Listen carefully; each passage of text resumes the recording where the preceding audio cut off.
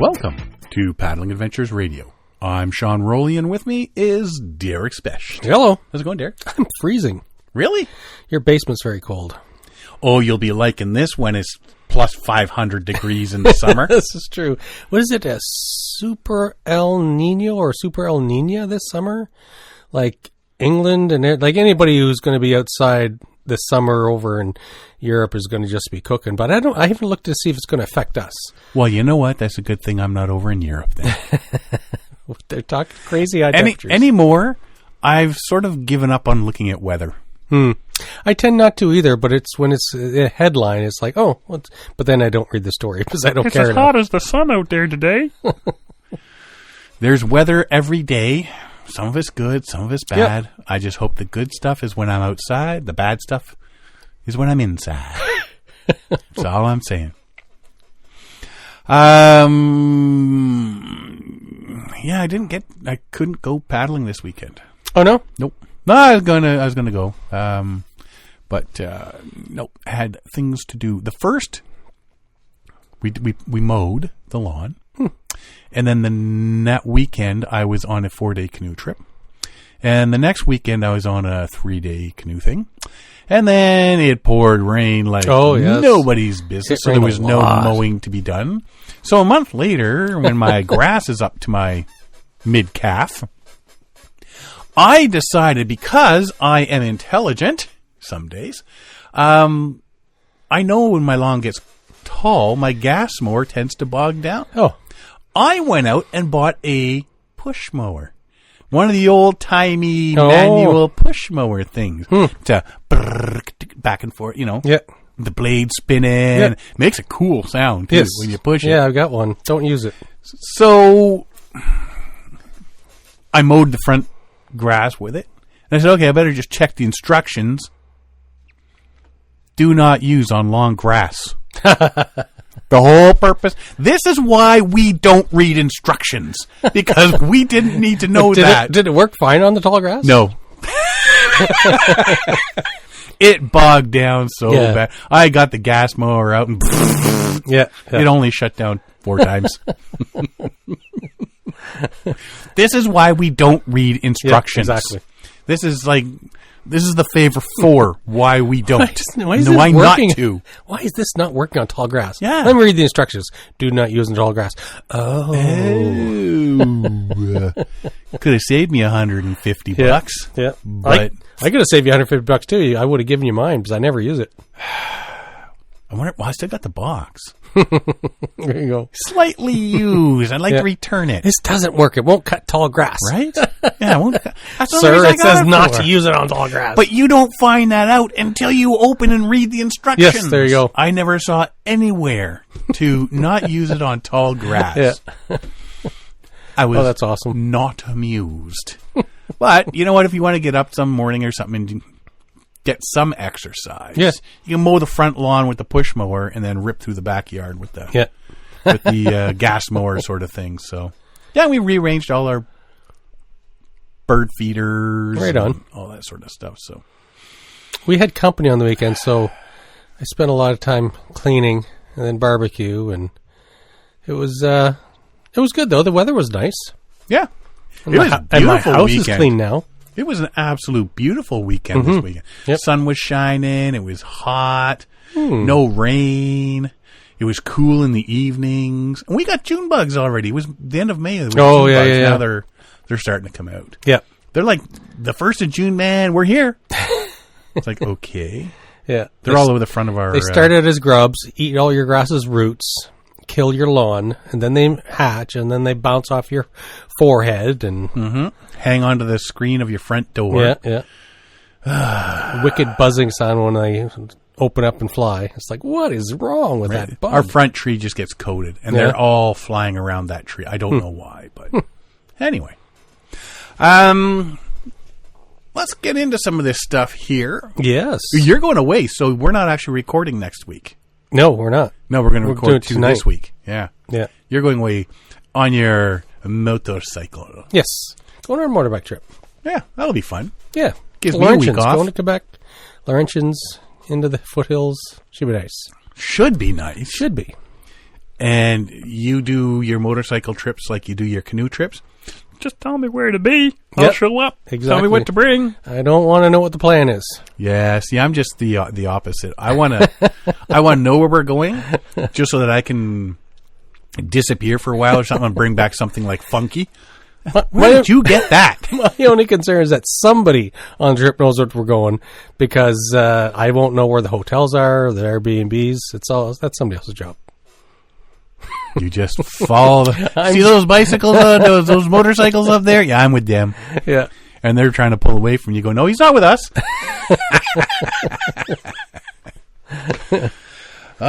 You know where you're not going, though, is you're not going to Questico? Quetico. Yeah, you're not going to Questico. Yeah, me and my fat fingers on my show notes. Boundary Waters entering Questico. It's the new Questico Provincial Park. Yes. Cache Bay is a primary entry point into Canada's Quetico Provincial Park, wilderness counterpart to the Boundary Waters. Mm-hmm. Located at the northeast end of Saginaga Lake via the Gunflint Trail, it serves as a popular starting point for paddling the Falls Chain and Silver Falls. Prairie Portage is a vital and heavily used international gateway connecting the Boundary Waters canoe area wilderness in the U.S. and Quetico Provincial Park in Canada. Connects Sucker Lake in the Boundary Waters to Basswood Lake, functioning as both an entry point and a popular crossing point for remote wilderness travel. Because we've talked about that, like going between Boundary Waters and Quetico, back and forth sort of deal, right? Starting June 8th, the Cache Bay and Prairie Portage ranger stations are expected to implement a new telephone reporting system for paddlers entering Quetico Provincial Park in Canada. Visitors will be able to use the station's Wi-Fi to report their entry. They can complete the report using their own cell phone or an on-site phone. New update should simplify the process for everyone. That's cool. Mm-hmm. For years, visitors paddling from the Boundary Waters into Quetico applied for and received a Remote Area Border Crossing Permit, an RABC, from Canada. Permit lasted for 1 year. So you go back and forth all willy-nilly for a whole year if you want it. And we talked about this 6 months ago or so, because they're getting rid of this. Now, I wonder if they're bringing in this phone system as a replacement for that permit. Well, for the year-long one, yeah. Yeah. So now paddlers entering Quetico through Prairie Portage or Cache Bay will use a new telephone reporting system at these ranger stations. Both entry points are situated along the Minnesota-Canadian border. Officials at the Canadian Border Services Agency, the CBSA, said that they plan to launch telephone reporting sites at these locations on June 8th, which is like next week, Monday, if I'm not mistaken. Agency has collaborated with Parks Ontario to set up this service in order to simplify reporting and entry. Once these reporting sites are live, an announcement will be made at the agency's social media and in the CBSA directory of services. Staff will also post new signs to help visitors at the stations. Interesting. Making it easier, Yes. Yep. right? Because when you're on a canoe trip, the last thing you want to try to figure out is how to... I'm crossing a border here. What do I do? Yeah. Run! When visitors arrive at Prairie Portage or Cache Bay, they will find staff on site and Wi-Fi available. Paddlers can use their own cell phone because, most people don't not have one with them. Yeah. Or an on-site phone to report their arrival to Quetico by calling 1-888-CAN-PASS. Now, I believe when we came back from Japan, we went to the CAN-PASS site to fill out all our stuff when we came back. Customs and sure. Yeah.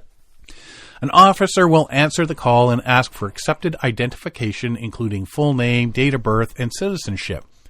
Paddlers must also declare any goods they are bringing into Canada. Officer will either approve entry to Quetico or determine whether additional evaluation is necessary.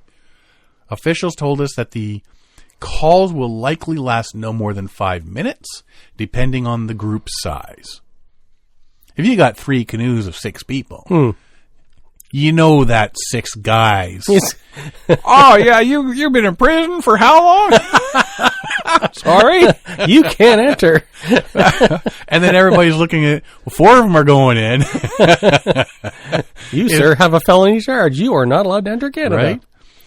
Right? In the fall of 2024, Canadian authorities announced that they would suspend the RABC program while they reviewed and updated it. Original expiration date for existing valid permits was December 31st, 2025. The CBSA has since extended these permits until midnight on September 13th, 2026. And as we recall, there's a lot of kickback when they start to say, hey, we're canceling this. Everybody goes, whoa, whoa, whoa, whoa. It caused a lot of upset people.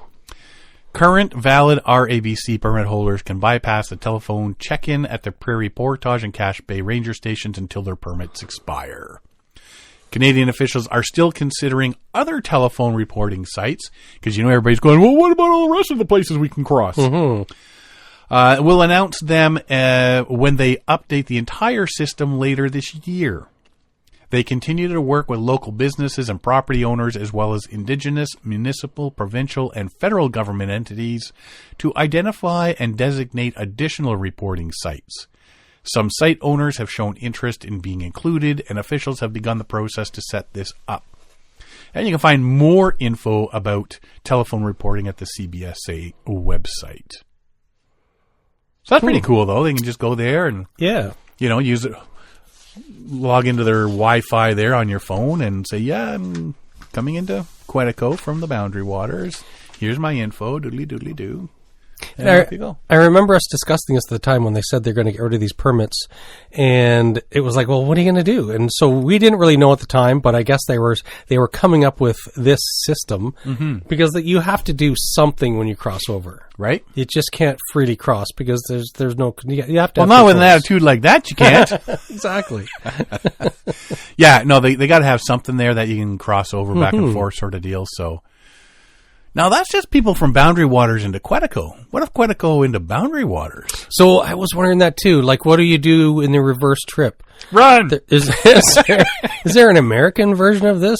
I honestly don't know. Somewhere's out there, or I never go that far over.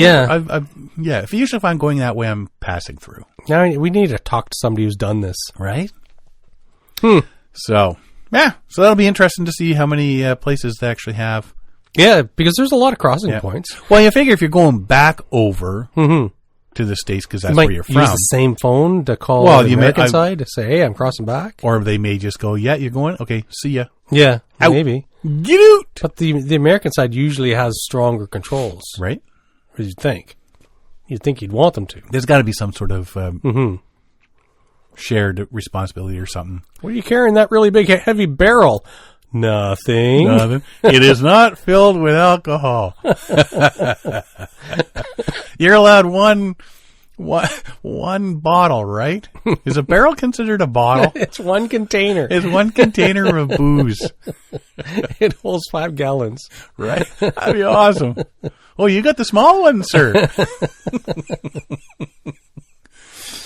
Oh, why do you have it on your back like one of those camelback things the bicycle and runners wear? The straw. With the straw hanging on. Makes the day go quicker. It makes it go a lot quicker. So, I heard about Treaty 6. Yes. And a commemorative trip that's being done. I'm not going to get into the details. All the details of Treaty 6. But basically. But yeah, just because there's different points of view on how what it was for when it was signed. Yes. 150 years ago. Yes. Exactly 150 years ago. So to commemorate the 150th anniversary of Treaty 6, students and staff from across Lloydminster Public School Division are taking part in a meaningful learning journey that honors the history, significance, and ongoing relevance of Treaty 6. The Treaty 6 150th commemorative canoe voyage is an 8-day Voyageur canoe expedition along the North Saskatchewan River, retracing the historic 348-kilometer route between Fort Pitt and Fort Carlton. So this is a stretch of river. It runs from Saskatchewan through into Alberta, and the school that's doing it is Lloydminster. Was it the high school is called Lloydminster Comprehensive High School. Yeah, so it affects the treaty covers that whole area between Saskatchewan and Alberta. So as we're recording tonight on the Tuesday, they're still on the trip. Yes. When this airs on Thursday, they will have just finished the trip. Beginning May 27th, select students, representatives, and staff from Lloydminster Comprehensive High School, Avery Outreach School, E.S. Laird Middle School, Bishop Lloyd Middle School, and College Park School will collectively take part in the journey, each school participating in designated legs of the voyage. So they've divided it up, and some school will do this part, then they'll hand it over, then it'll hand it over. Lloydminster Comprehensive High School and Avery Outreach School will launch the journey from Fort Pitt. E.S. Laird Middle School will paddle through the middle portion, and Bishop Lloyd Middle School and College Park School will complete the final stretch to Fort Carlton. What a great thing to be able to do. I know, and North Saskatchewan River, it's a pretty big river, and so I was impressed by the length of time, because the original treaty signing took twice as long as this group's trip, right. So they've cut the time in half. But this is going to be something these kids you'll remember forever. That. Yeah, right? Exactly. This commemorative journey follows the same waterway traveled in 1876, when dignitaries journeyed upstream from Fort Carlton to Fort Pitt as part of the negotiations that led to the signing of Treaty 6.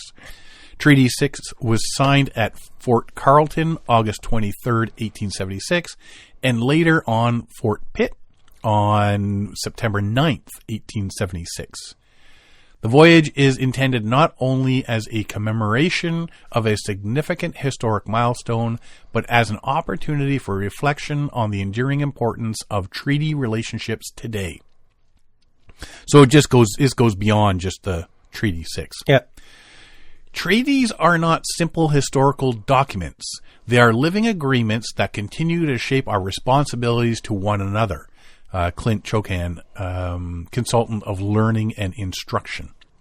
Being out on the water creates space for a different kind of learning rooted in story, reflection, and connection. As treaty people, it is important that we understand both the history of these agreements and the responsibilities that continue today. I know a lot of people, when you hear, there was a treaty, or you're thinking, okay, that was like they're still like 100 years ago. They're still in effect. But they're still in effect today. Historically, the indigenous signatories entered into the treaty as a way to share the land, maintain their sovereignty, and ensure their people's survival through peaceful coexistence. In contrast, the Canadian government viewed the treaty as a surrender of indigenous title to the land. These differing interpretations have led to long-standing disputes regarding land rights, resource sharing, and the under-implementation of treaty promises. Today, the Confederacy of Treaty 6 First Nation works to uphold the spirit, intent, and inherent rights of the treaty peoples. Like I say, you want to get into, you look up Treaty 6 and you'll find out the details are there. You'll find out all the details and take from it what you will. I'm curious, though, why they chose to go upstream. I would have chose. Right. Personally, I would have chosen the other direction. That's why it took so long. Why are we going upriver? Oh, right. So our friends over at Badger Paddle, they were given the honor of making some canoe paddles for the voyage to be given as gifts as per traditions. Woodland paddles with one side of the blades painted solid red and the other side with a couple engravings. Nice. Badger Paddle has them on the website, and they actually look really stunning, these paddles. Badger was told by the organizers that there are going to be 2 counselors in the boat the entire time whose roots can be traced back to the original signees. One is of indigenous ancestry, and the other person is related to one of the colonist families who took part in the negotiations of the treaty. Oh, that's amazing. Right? Yeah. So, Yeah, like I say, I mean, it's great for these students to get on this and learn all this. Is going to be something they can remember for years to come. Yeah. It's really cool that you can get people that can trace their ancestry back to the original. Yes. That's pretty The original significant. signing 150 years ago, right? Mm-hmm. So, but yeah, like I say, when you're thinking of treaties and stuff, you don't think of it really as a current thing. You forget. Right? You forget. Yeah. Because it was signed so long ago. Yeah. Right? You don't really, it's not, I guess it's because it's not in your face all the time. Sort Exactly. of thing. It's not on the news. It would it's depend not- on the community that you're in. Or, Yeah. Yeah. Exactly. Yeah. I think that would have a big effect on that one. Mm-hmm. So, yeah, hopefully they're having a great time. They got a couple days left. Do you want to go to Illinois? Illinois. Do some kayaking along the Illinois kayaking trails? Shawnee National Forest. Incredible hikes are found across the state of Illinois. But there is no doubt that some of the best trails in Illinois are in the Shawnee National Forest. Somebody sounds biased. Not me. No, not you. Whoever wrote this. Nope. Located in southern Illinois, Shawnee features breathtaking landscapes like cliffs, canyons, and forests that are unique to this part of the prairie state. One of its more surprising highlights is the Cache River Wetlands, included in the northernmost cypress swamp in the nation. While there are many opportunities to hike Cache River Wetlands, the best way to explore is by getting out on the water on this kayaking route in Illinois. Huh? Mm-hmm. Because we're always talking about canoe routes and stuff like that, and canoe trails. Well, check out the kayak trail. If you've ever seen a Louisiana bayou, you will be surprised to find a similar environment in Illinois. I know, right? So you think of Illinois, it's like, Chicago, Illinois, it's like we're on the Great Lakes. St. Louis, the big arch, yada, yada, yada. But you don't think of swampland and cypress forests. No. It's too far north, you think. You would think. Yeah. Because we're talking Indiana, Illinois, Iowa, Wisconsin. It's its neighbors, right? Right? Yeah, that's where John Van Berger went. Maybe. I disappeared in the cypress swamps. Covering more than 14,000 acres, the Cache River State Natural Area is located in and around the Shawnee National Forest. A great way to begin your trip is to stop at the Henry N. Barkhausen Cache River Wetlands Center in Cypress, Illinois, to learn more about this extraordinary ecosystem. You can always Google it, too. Yes. The Cache River Wetland stretches across 45,000 acres of protected land where ancient trees stand watch over murky cypress and tupelo swamps. Yeah, see, that's stuff you're thinking way down Kentucky, I Tennessee, know. Hot areas, not... Tupelo, Mississippi. Wetlands are home to more than 100 endangered species and were named one of only 15 wetlands of international importance. Interesting. Wetland trails are some of the best hikes in Illinois, but nothing compares to exploring the Cache River wetlands from the water. Lower Cache River Trail is one of the best kayaking spots in Illinois. The easy 3 to 6 mile long trail allows you to immerse yourself in the environment and appreciate its species up close. Paddlers can follow international canoe symbols and yellow stripes on trees through the serene landscape, through the cypress Tupelo swamp, in canoes, kayaks, or john boats with a 10 horsepower. Wait a minute! Wait a sec. Yeah, you're just going to tow one of those along, because when you get tired... Wetlands are home to 11 state champion trees. Hey, what? Yeah, the largest of their species in the state. Visitors can paddle the lower Cache River Trail to see the state champion bald cypress tree, which has been standing there for more than 1,000 years. No way. Take in the singing tree frogs and birds while trying to spot eagles, river otters, and more. 1,000-year-old tree, you say? I know. It's not something. Well, you got to think, too, if it's protected, Yeah. then, But trees are going to still, grow. trees in swampy water, you don't think of them as lasting that long. Right. Well, we're used to seeing pines, and up where we paddle, it's like pine trees and so on, and any water ingress, these things just die, and you have these forests of tall, dead trees. Right. And anything where we usually go, they've been the really, really big trees have been taken years ago. Yes, for masts, sailboats. for ships and stuff Yeah. like that. If you're going to go, there's some tips for visitors. If you have your own kayak or canoe, you can access the public boat launch at the lower Cache access off Perks Road.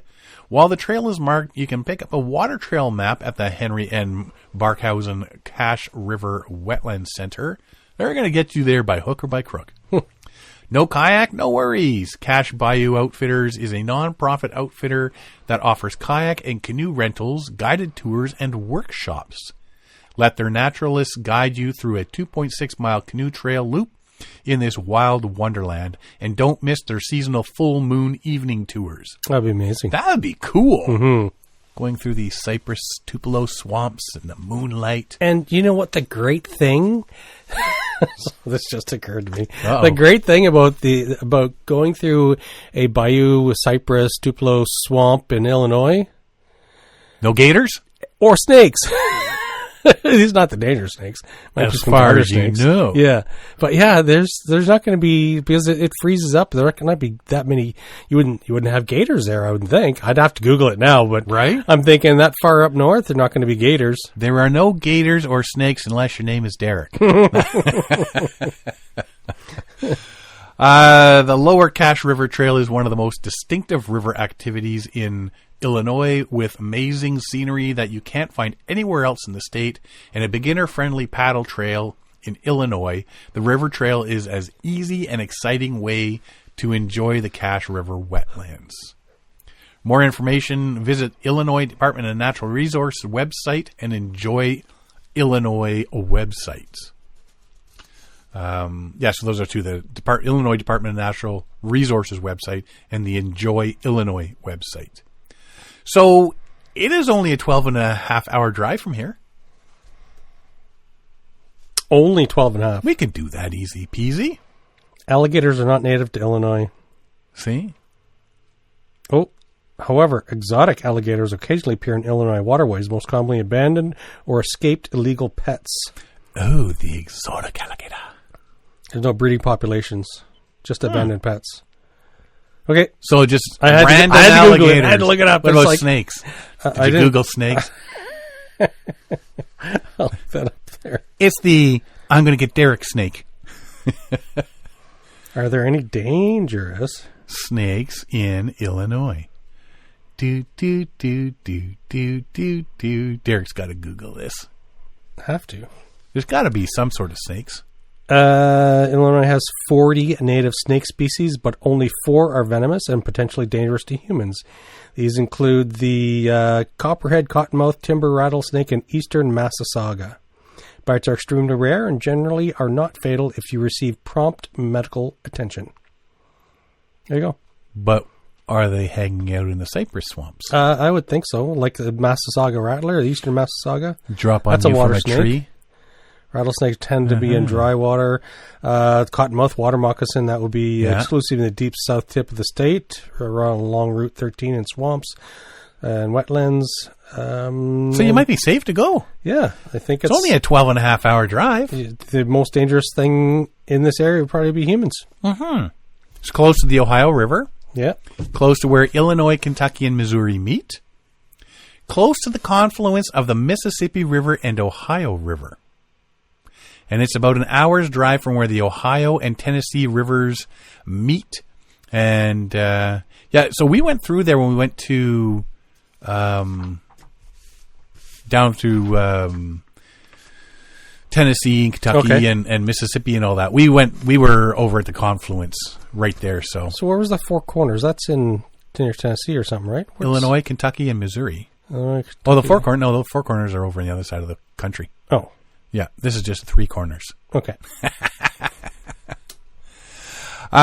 So we could easily spend a week or more paddling different bodies of water if you wanted to go down there. Mm-hmm. Right? You don't have to just do the Cypress Swamp. You could paddle the Ohio River, the Illinois, or the Mississippi River, different rivers that join into those.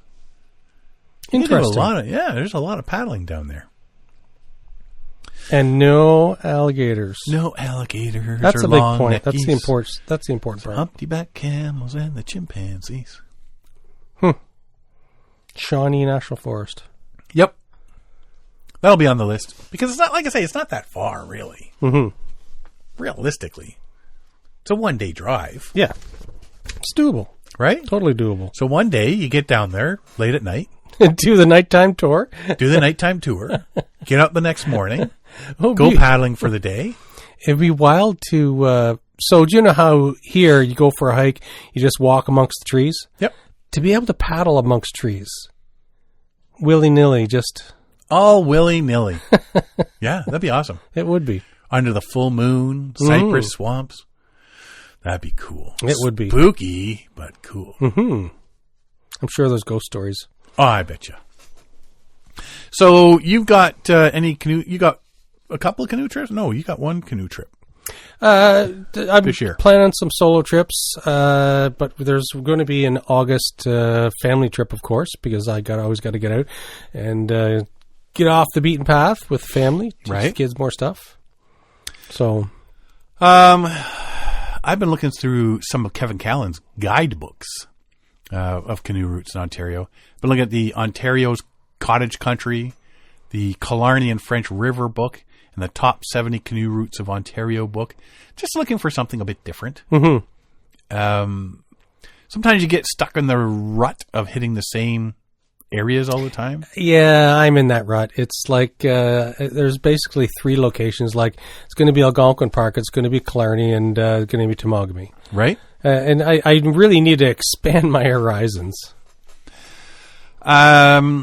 Yeah, even if it's something like Algonquin, there's a lot of places to check out, but there comes a point where you've seen most of it, right? Yeah. And it begins to look the same. I've been looking at some routes farther afield, some farther north. Killarney is popular on the south side. Yeah. So I was thinking maybe something in the north side of Killarney. Not as many people go in that route. A lot of parks have very popular areas, and some are rarely used. I'm looking for something in the medium to rarely used sections. Oh, yes. There's a lot of routes in Kevin's Cottage Country canoe routes book that have become very popular since he first published it way back in 1993.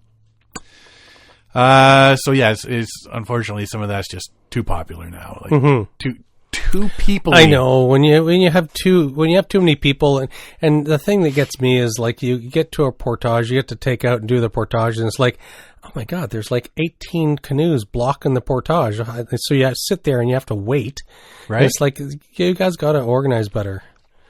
How many times have you come up to a portage and you're sitting there waiting out on the water for people to clear the portage? In Algonquin Park, quite a few times. Yeah.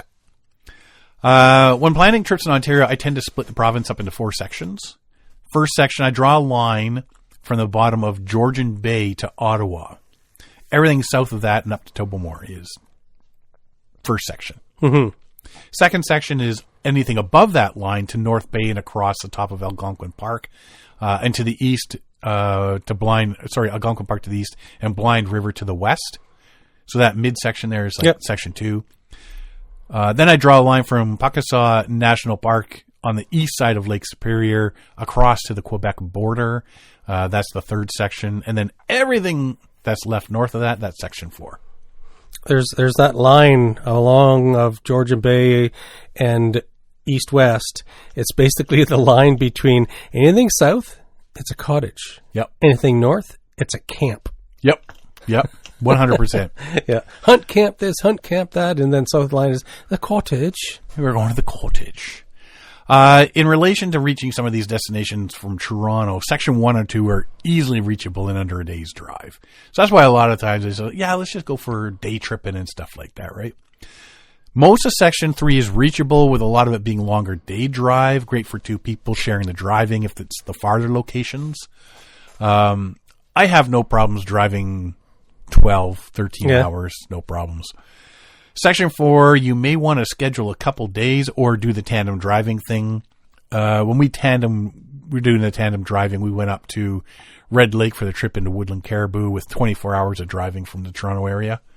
So that's doable. If you got 1 or 2 people, you just rotate, right? we had a minivan and we put the air mattress Oh, yeah. through the middle, pack gear on each side, and then the air mattress sort of the middle. And somebody would sleep, and the other person would drive, and then we'd switch back and forth sort of deal.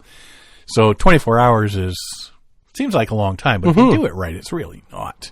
I remember when we did this image flashed in my head, when we did our 5 Great Lakes, I guess 4, in one day, and it was we're heading south of Sudbury, middle of the night, dark, you were sleeping, I was driving, and I can still visualize that little raccoon standing up on the middle of the line in the road with his paws in the air as I barreled down on him. I guess kind of deked around him, and he woke you up, you go, what's that? I think I just hit a raccoon. He had this, he was like, he kind of stood up on his back legs and looked at the car coming. It's like, ooh. No! I didn't feel a thump, so I think he survived. There was no residue on my vehicle, so I can 100% say you missed him. I could practically hear him screaming, no! It was Ricky Raccoon.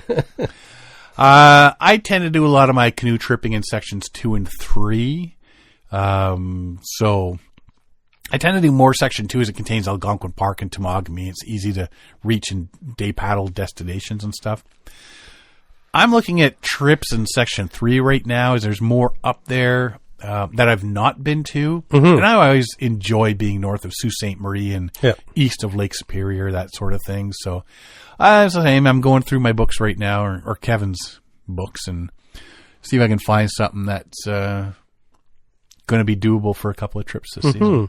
So yeah, taking those books and going through them and reading them and what the routes are like, and then you're looking on the map. Oh well, yeah, that's like couple hour drive. Okay, that one's 4-hour drive. That one's 7-hour drive. That's a 10-hour drive. That's at least a 20-hour drive. And you sort of, I wonder if anybody wants to go on a trip. I want to go to Quetico. So that's where I am right now, is just doing some researching on stuff.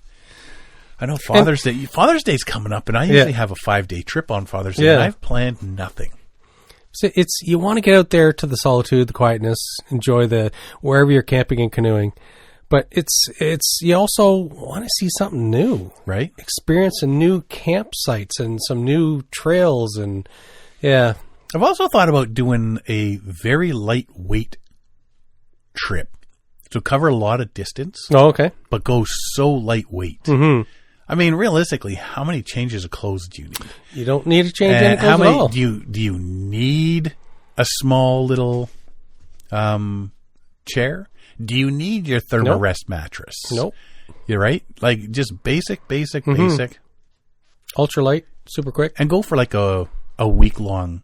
Yeah. I mean, realistically, food is the only... Food is the only thing you don't want to go... skimpy on, yeah, exactly. But they also say, your sleep system, if you got a good sleep system, you don't get a good sleep, you're toast. You're pooched. So, we'll see what happens. It has to be updated. But, I'm getting a lot of reading in this week. Lots of reading. The River Wye. We've talked about rivers being given... personhood status. What's the one I just looked up? It's in Quebec. There's there's one in Quebec. There's States. There was one over in Europe that have been given. So the River Wye has become the first river in the UK to be given cross-border rights, covering it from source to sea. It sounds like they're just trying to do something different. Said, not personhood. Everybody's doing personhood. Right. Let's do a cross-border rights. Yeah, it seems as you go we're going to allow this river to continue to cross the border. Yeah, as we go through this, it starts to sound like a protection thing. Yes. And which is all what the personhood thing is.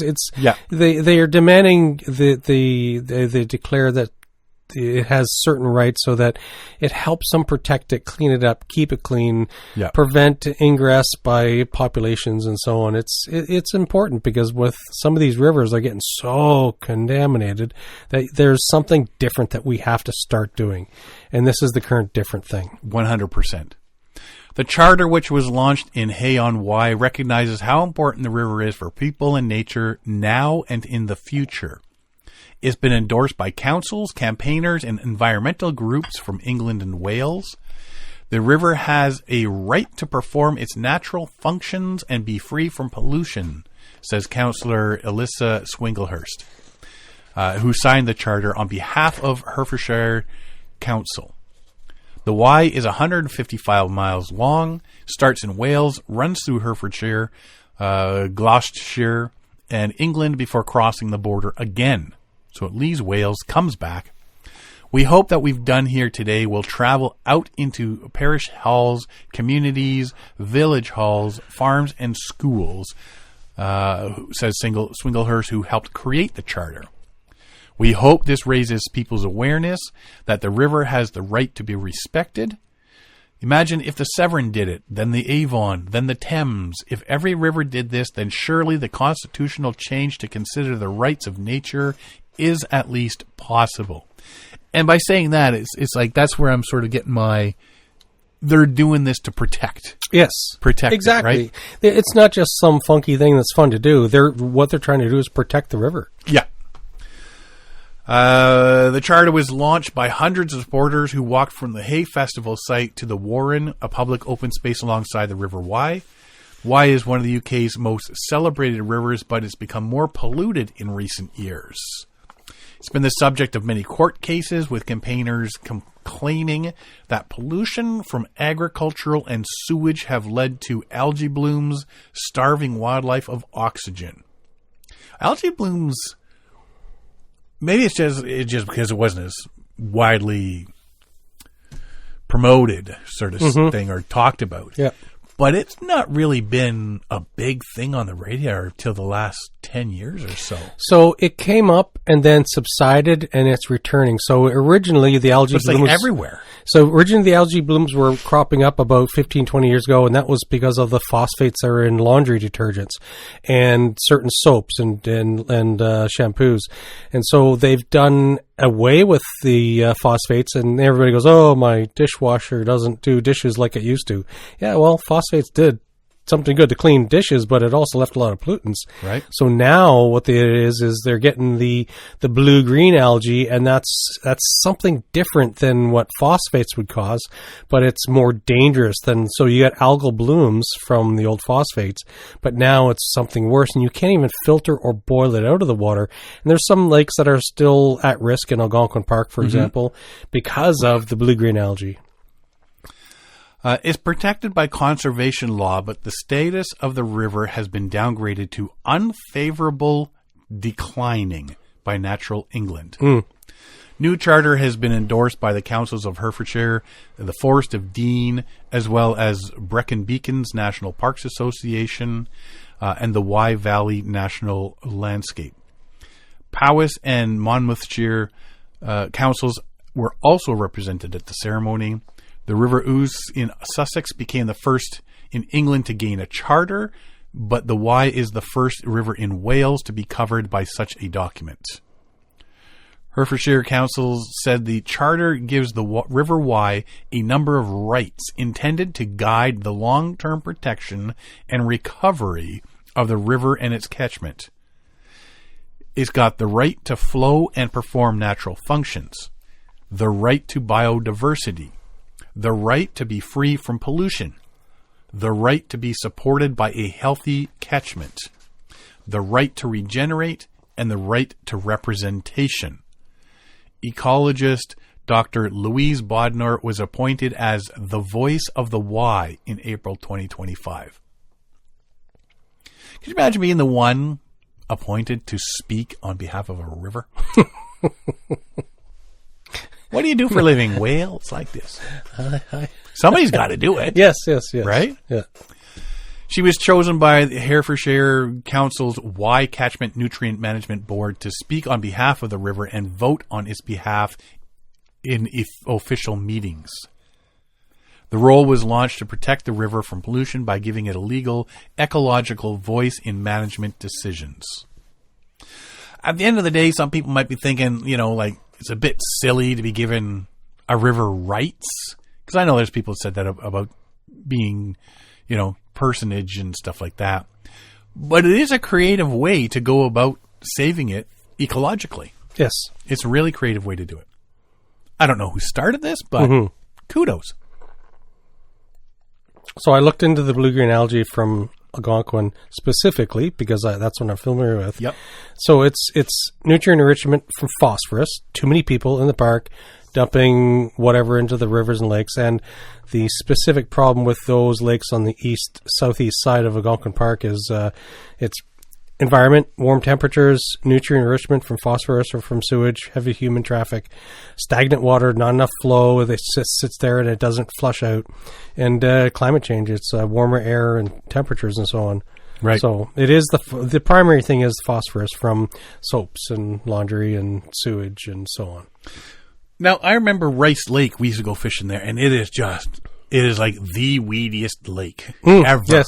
Yeah. But I was told at one point that on the western shore was either a fertilizer plant or a farm that used excessive amounts of fertilizer, and it would all leach into the lake, hence all the weeds. Hence the awesome fishing. Problem is, if there's too much algae forms, it sucks the oxygen out of the water. Yeah. And it can kill off fish. Yeah, well, this is just weeds. Mm-hmm. And you need a guard on your blade, on your prop of your boat. Oh, yeah. Because otherwise you're lifting that thing way too much.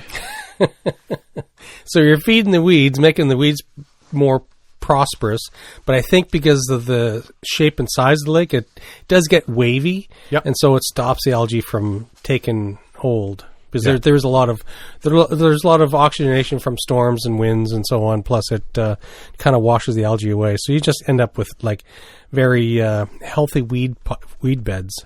That's perfect. That's where the fish like to hang out. Great place for the bass. Brent Sharp. You ever hear of him? I've never heard that name. Really? Honestly? Should truly? I have? Brent Sharp is just a summer away from achieving something only a handful of people have completed or even attempted. The Port Taranaki site works coordinator is closing in on a solo kayak circumnavigation of New Zealand, an odyssey that began nearly a decade ago when he set out from New Plymouth on the first leg of a journey that will take in more than 5,600 kilometers. Whoa, that's a lot. All right? That's your circumnavigation. I hadn't heard about this guy. Mm-hmm. There's a lot of people doing U.S. to Hawaii stuffs. And across the Atlantic, across the Pacific. There's a lot of people doing these things currently, but I hadn't heard about this guy. It seems every so often somebody, they're doing this thing, and then all of a sudden there's a bunch of people, that sounds cool. Yeah. And they follow in the footsteps, then everybody's doing it sort of. And then it'll die off again. Right? Like you'll get like 5 or 6 people that do the big going to Hawaii thing, and then all of a sudden it just takes a back seat. And then 20 years from now, somebody's going to do it again, and there'll be another 5 or 6 people that follow. But the circumnavigation things, and I mean, they're pretty cool to follow along. Professionally unemployed.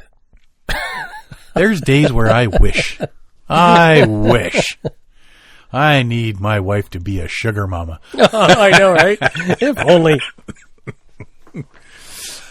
Having always been involved in ocean-related pastimes, Brent took up kayak fishing in his mid to late 40s, so it's never too late.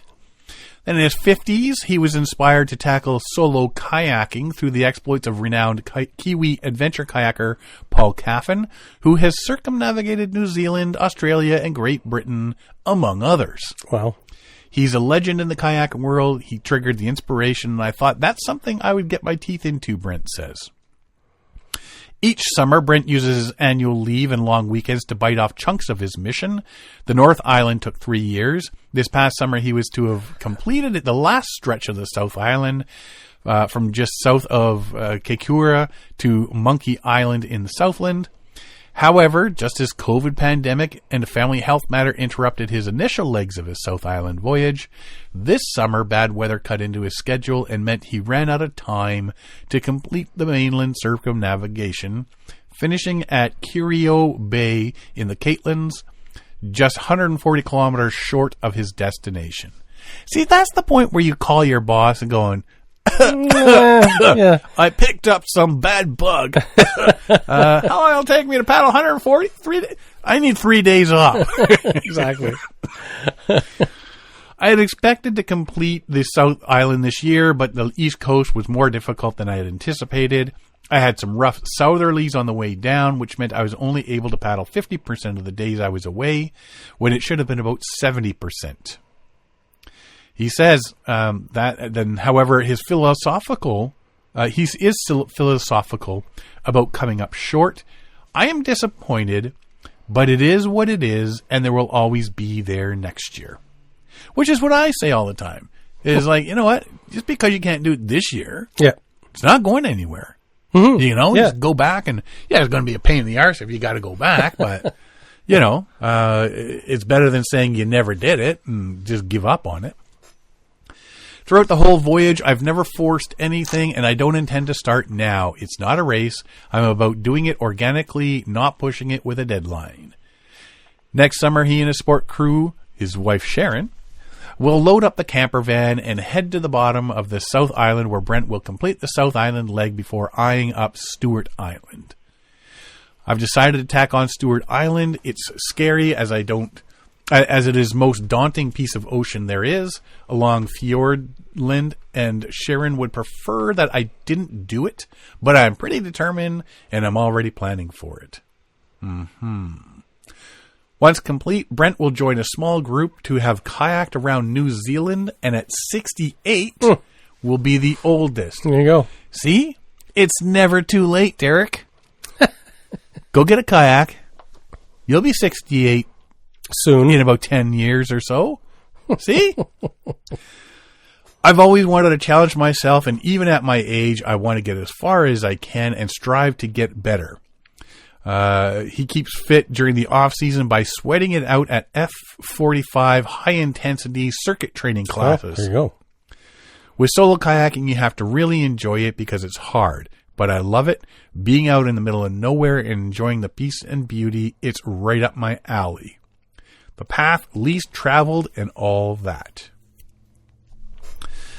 Through every kilometer of his journey, Sharon is his constant support, following in the camper van, appropriately named Shazza and Sharkbait. I assume he's the sharkbait. I would assume. Stopping at lookouts and beaches along the way while keeping tabs on her husband, often 12 kilometers off the coast, via a satellite tracker that pings his position to her phone. If it wasn't for her following me around, it wouldn't be as enjoyable. We're doing it for our own leisure, doing it at our own pace and in our own time, and Sharon enjoys it as she gets to see parts of New Zealand that many don't. Yeah. She'll stop at lookouts and get the binoculars out. There'll be people there, and they'll be chatting and ask what she's looking at, and she says, "Oh, that's my husband out there." Brent spends months ahead of each summer plotting out his next leg, the coastline, possible landings and distances, then laminating maps to have on hand for each day's paddle. I generally aim to paddle 7 to 9 hours a day, point to point, shortest route. So I'm usually about 2 kilometers off the coast, but that can get as far as 12 kilometers. Would you want to be 12 kilometers out in the ocean? No, I wouldn't. I try to find a place where I can come in and meet up with Sharon for the night. If the weather and conditions are against you, that can quickly turn into 11, 12 hours of paddling, and you have to have a contingency or escape plan to get onto land. It's a rough shoreline. There are very rough parts along there. If you start looking at some of the pictures on that of it, some great, beautiful scenery, though. Some parts of the coastline, such as Fjordland, are impossible for Sharon to access, so Brent hauls his kayak up onto the beach, finds a spot of land, and pitches his tent. Depending on the weather, I can be in one spot for days, but I'm all self-contained and have enough food to last.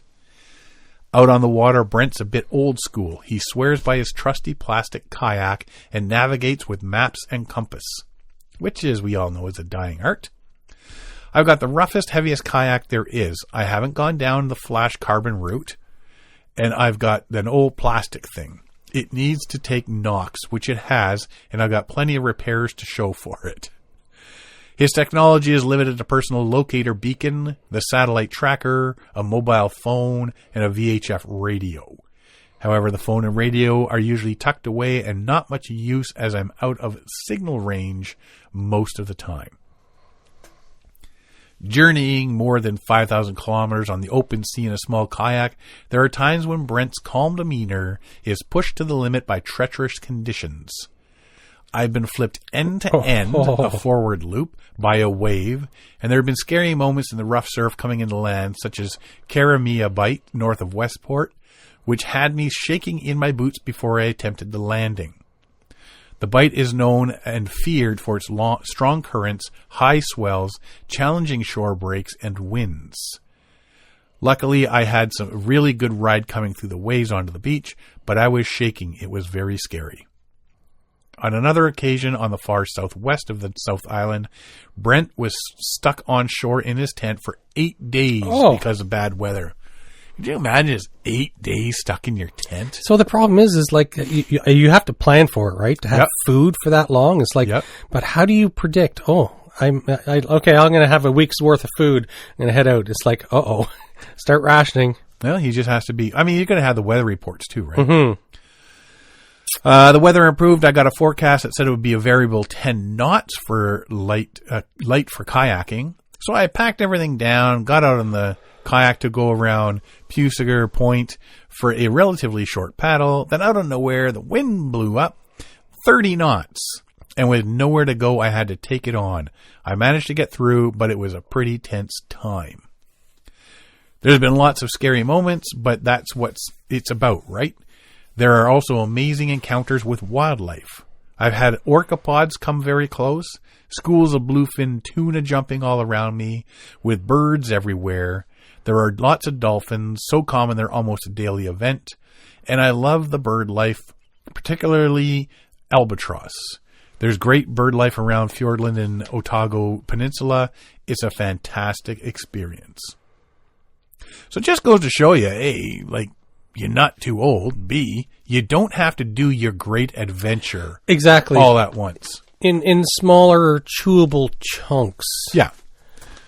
Yeah. Like, how do you eat an elephant? One bite at a time. One bite at a time. So, that good sounds for him, very man. Cool. Yeah. Yeah. I can't imagine doing a forward flip in a sea kayak.